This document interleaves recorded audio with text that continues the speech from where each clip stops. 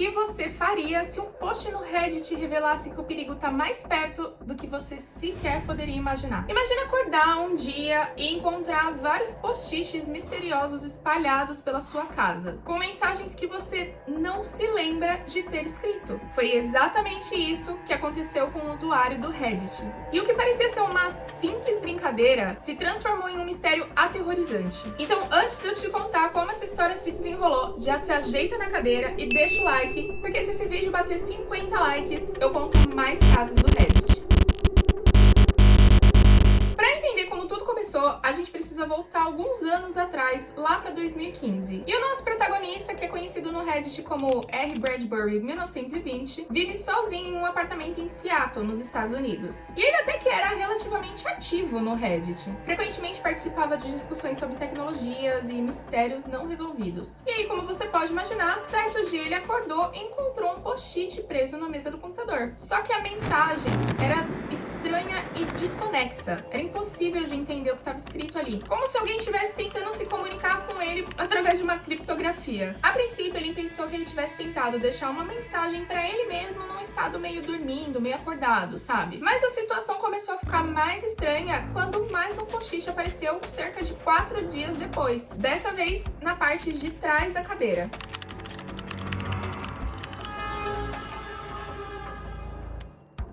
E a caligrafia era a mesma que a anterior, só que dessa vez era legível e, estranhamente, sem sentido. No dia 28, R. Bradbury encontrou mais um post-it. Dessa vez, o post-it era mais assustador.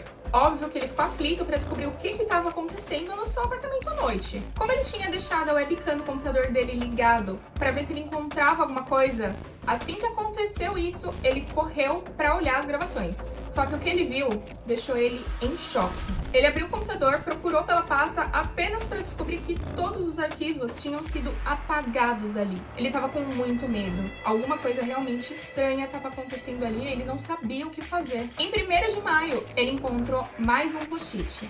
Só que dessa vez do lado de fora do apartamento dele, na porta, com absolutamente nada escrito. Como se não bastasse, apareceram vários outros post-its coloridos colados em todas as portas do apartamento dele, todos eles em branco.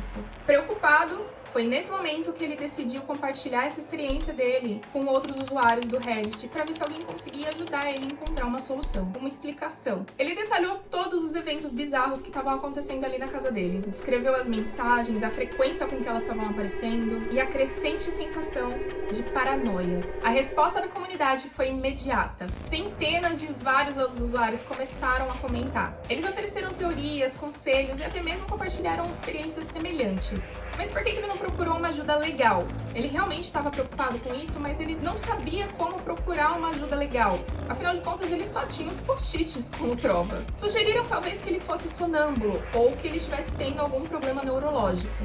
Foi então que ele lembrou de uma carta antiga que ele tinha do proprietário, e ele constatou que a caligrafia era idêntica com as dos post-its. As teorias então de que o proprietário, o dono lá da casa que ele alugava, estavam invadindo a casa dele começaram. Várias pessoas sugeriram que ele trocasse as fechaduras, instalasse câmeras de segurança, ou até mesmo confrontasse o cara. Todo tipo de coisa. Mas aí apareceu um comentário em particular que chamou a atenção dele e deu início ao fim desse mistério. Em certo momento, ele chegou a mencionar que ele morava num apartamento sem uma ventilação apropriada, apartamento pequeno. E esse comentário sugeriu que ele verificasse os níveis de monóxido de carbono. E foi o que ele fez. Ele instalou um aparelho que mediram incríveis 100 ppm. Para você ter uma noção, a tolerância é de 50 ppm. Conclusão, o próprio R. Bradbury estava deixando aqueles post-its para ele mesmo. Só que todas as vezes ele esquecia. Ele chegou ao ponto de colocar post-its até na porta do vizinho. E realmente ele teve muita sorte de simplesmente não ter morrido ou ficado com sequelas por causa disso. Ah, mas o monóxido de carbono faz a pessoa alucinar desse jeito? Os sintomas podem incluir dor de cabeça, enjoos, confusão mental, perdas de memória e, em casos de exposições mais altas, coma e até a morte. Como que ele não sentiu o cheiro, mentes curiosas? O gás não tem cheiro, não dá pra saber.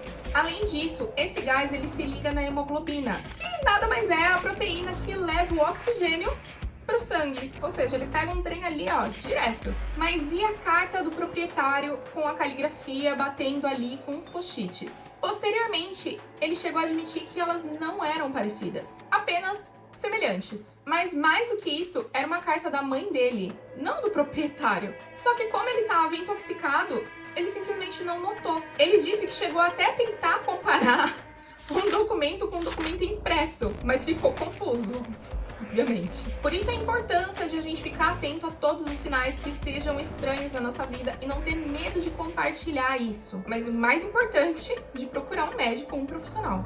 E o que aconteceu com ele? Depois de quase um ano e muitas dificuldades, ele conseguiu se recuperar completamente. E segundo o que ele mesmo disse, embora as células cerebrais não possam se regenerar, a maior parte do problema dele parecia ser um edema cerebral, ou um inchaço cerebral, que foi causado pelo envenenamento. E a polícia continuou visitando ele ocasionalmente e aconselharam ele a não divulgar todas as informações online, porque ainda estava em andamento.